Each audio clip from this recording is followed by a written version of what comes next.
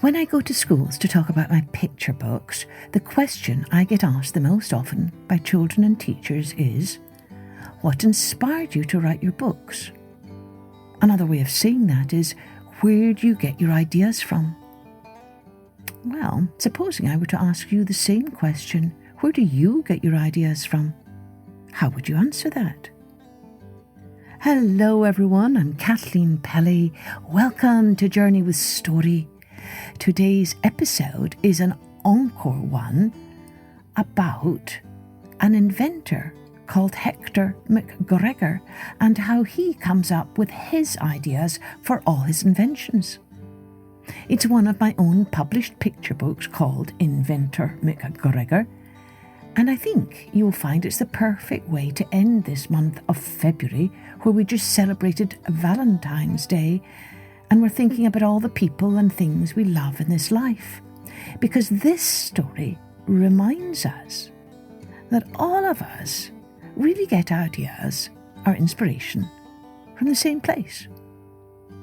From everything we love in life.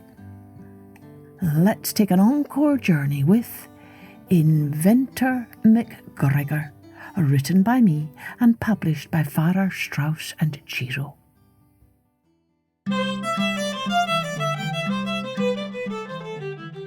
Hector McGregor lived in a higgledy-piggledy house with a cheery wife, 5 children and a hen called Hattie.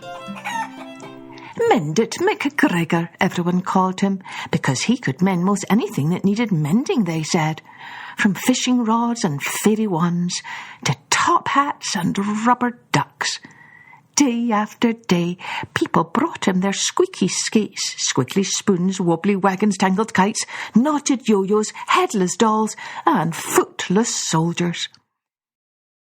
With a blob of glue or a squirt of oil, with a tap of his hammer, or a shimmy here and a shimmy there, Hector McGregor mended whatever needed mending and sent everyone on their way with a skip, a hop and a hum.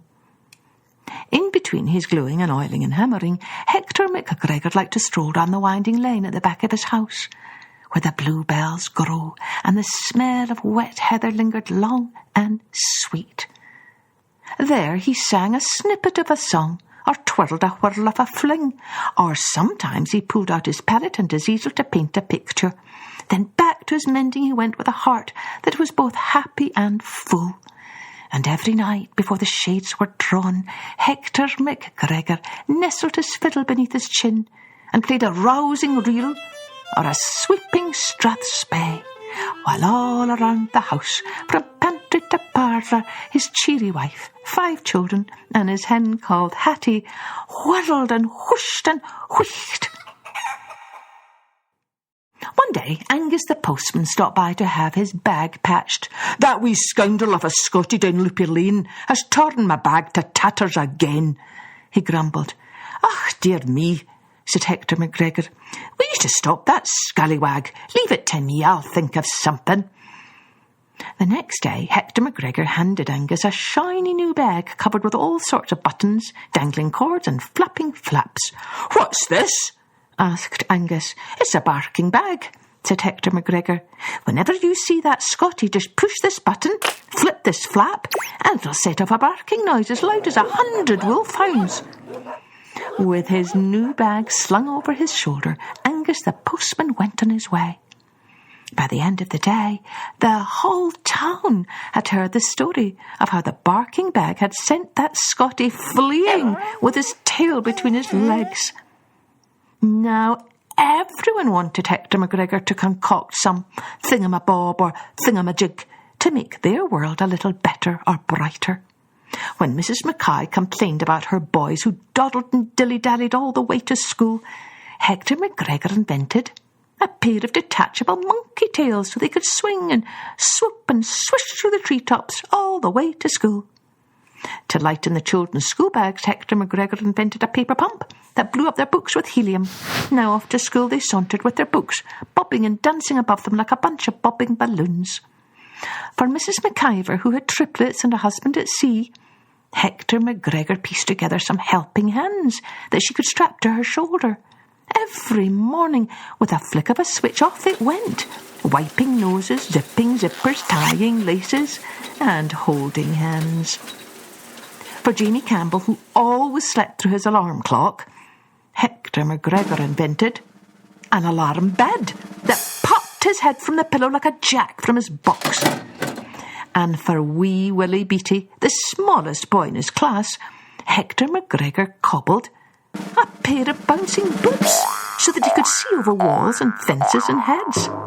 Inventor McGregor, everyone called him now, because he could invent most anything that needed inventing, they said. And in between his inventing, Hector McGregor still strolled down the winding lane at the back of his house, where the bluebells grew and the smell of wet heather lingered long and sweet. There he sang his snippet of a song, painted his picture, or twirled a whirl of a fling.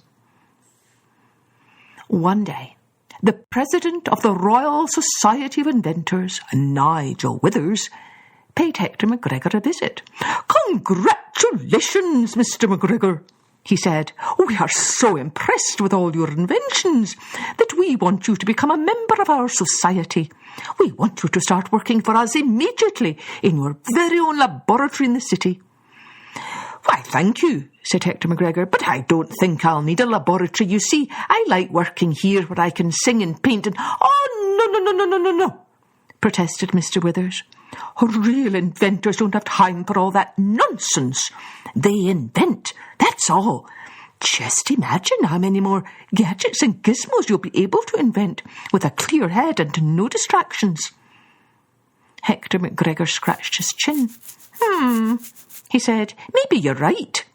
And the next week, Hector McGregor set off to work in the city in his very own laboratory. Mr. Withers gave him a long white coat and a badge that read, "Inventor McGregor." Outside his door hung a sign with the words, "Quiet, inventor, inventing." All day, Hector McGregor sat at his desk in the laboratory, thinking about what to invent. He thought, and he thought, and he thought. So long did he think that by the time he arrived home at night, all his children were sound asleep in bed, and his cheery wife sat dozing by the fire with Hattie the hen in her lap. The next day was no different, nor the next, nor the one after that. Day after day, week after week, Hector McGregor sat at his desk in the laboratory, staring out the window at the toy shop across the street. He thought and he thought and he thought. But no matter how long or how hard he thought, no ideas came to him. Soon people stopped calling him Inventor McGregor. Whenever he walked on the street, the people whispered to one another, "Shh, it's sad. A mistake. He's not a real inventor." Hector McGregor hung his head in shame. Whenever Mr. Withers popped his head around the door of the laboratory, Hector McGregor saw the frown in his eyes, and again he hung his head in shame. "Oh, maybe I'm not a real inventor after all," he thought. "Maybe I should give back my badge and my coat and my laboratory." But as he was thinking this thought, he noticed some painters painting the toy shop across the road. Suddenly, an urge tickled down his arms and into his fingertips. Up he bolted, out the door he flew, across the street he dashed. "Quick, quick!" he cried to the painters. "I need to borrow your brushes and paint." Bewildered and befuddled, the men handed them over. Back to the laboratory raced Hector McGregor with the paint pots dangling from his arms. Clutching a paintbrush in each hand, he began to slush and swish the paint across the laboratory wall. Splish! Splash! Splosh! First, he painted a picture of his cheery wife sitting beneath the plum tree at the side of his house. Next, he painted a picture of his 5 children paddling in the pond by the front gate. Finally, he painted a picture of his hen Hattie pecking her corn at the bottom of the winding lane. Then he threw down his brushes and beamed at all the faces he loved splashed across the wall. With a hoot and a holler, he dashed out the door and flew down the street. "Where are you going?" Mr. Withers called after him. "Home," cried Hector McGregor. "Home to my happy, happy home." Back back at his higgledy-piggledy house, Hector McGregor kissed his cheery wife, his 5 children, and his hen called Hattie. He strolled down the winding lane at the back of his house, where the bluebells grew and the smell of wet heather lingered long and sweet. There he sang a snippet of a song, he twirled a whirl of a fling, and he painted a picture of a marmalade cat curled up in a patch of sunlight. Then back to his inventing he went with a heart that was happy and full. Week after week, one more incredible invention after another spilled out of him. Peppermint pencils, doggy Wellingtons, jelly bean erasers, tartan grass, mufflers to warm noses, and books that glowed in the dark.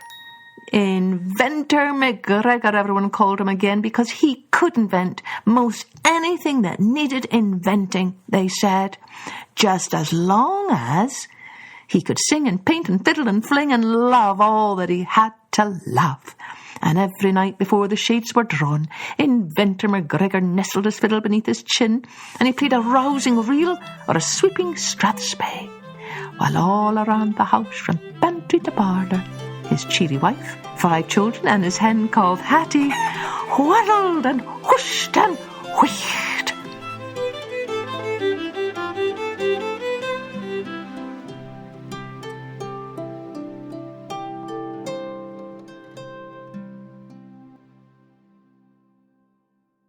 Well, Hector McGregor was really a very jolly fellow, wasn't he? A wonderful author by the name of E.B. White, who wrote, among many other books, Charlotte's Web, once said, "All I want to say in books, all I ever wanted to say is, I love the world." Isn't that marvellous? Most of us storytellers and children's authors, believe the same thing. We usually are writing and telling stories about things that we love in the world. Here's hoping that all of you find something wonderful to love about our world today. And don't forget to send us your drawings at www.journeywithstory.com. Just go to the contact page and download them there. Cheerio then. Join me next time for Journey with Story.